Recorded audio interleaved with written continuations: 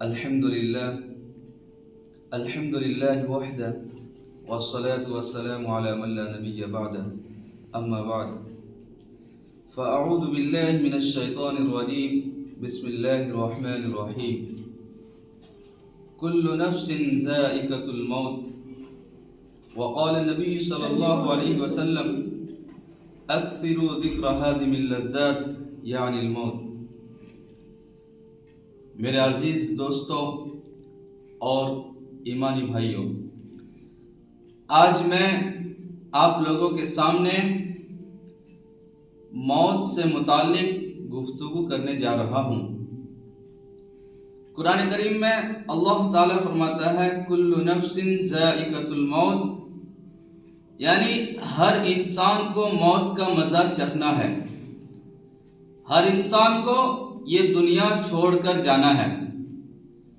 اس لیے یہ دنیا ہمارے لیے ایک مسافر خانہ ہے، اور جب ہمارے لیے یہ دنیا مسافر خانہ ہوا تو ہم اس کے مسافر ہوئے۔ ہم چند دنوں کے لیے یہاں کا مسافر اور سفر کرنے والا ہے۔ یعنی جس طرح ایک انسان ایک جگہ سے دوسری جگہ جاتا ہے کچھ کام کے لیے، کچھ دنوں کے لیے، تو وہ یہ سوچ کر جاتا ہے کہ ہم یہاں پر آئے ہیں صرف کچھ دنوں کے لیے، پھر ہمیں یہاں سے واپس آنا پڑے گا اپنی جگہ۔ تو اسی طرح ہم اس دنیا میں آئے ہیں تو صرف کچھ وقت کے لیے، چند دنوں کے لیے، کچھ لمحات کے لیے۔ یعنی یہ ایک زندگی جو ہے ہماری اللہ تعالیٰ کی دی ہوئی، تو یہ زندگی ہماری یہ زندگی ایک امانت ہے، اور اس زندگی کو ہمیں اللہ تعالیٰ کے بتائے ہوئے طریقے پر چلنا ضروری ہے۔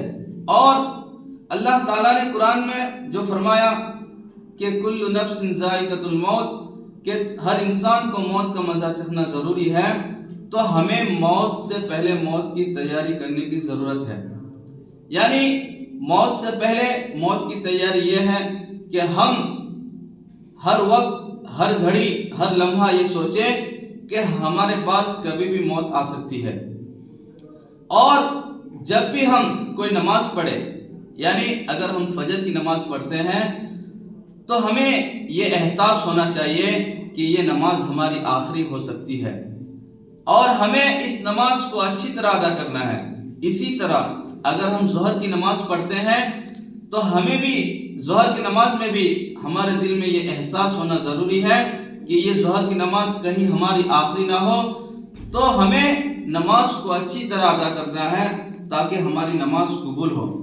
اسی طرح میں نے ایک حدیث پڑھی اکثروا ذکر ہاضم اللذات یعنی الموت، یعنی انسان کی جو لذتیں ہیں، انسان کی جو تمنائیں ہیں، انسان کی جو خواہشات ہے، یعنی انسان کی جو چاہت ہے، وہ کبھی پوری ہونے والی نہیں ہے اور نہ کبھی ختم ہونے والی ہے۔ تو ہم اپنی تمنائیں، اپنی چاہتیں اور اپنی خواہشات کو دبانے کے لیے، ختم کرنے کے لیے، ہمیں اس حدیث میں جو فرمایا گیا کہ موت کو کثرت سے یاد کیا کرو، یعنی اگر ہم موت کو کثرت سے یاد کیا کریں گے کہ ہمیں ایک نہ ایک دن مرنا ہے، تو ہماری خواہشات ختم ہو جائے گی، ہماری تمنائیں ختم ہو جائے گی، اور ہمارے اندر جتنی بھی چاہتیں ہوگی وہ ٹوٹ جائے گی۔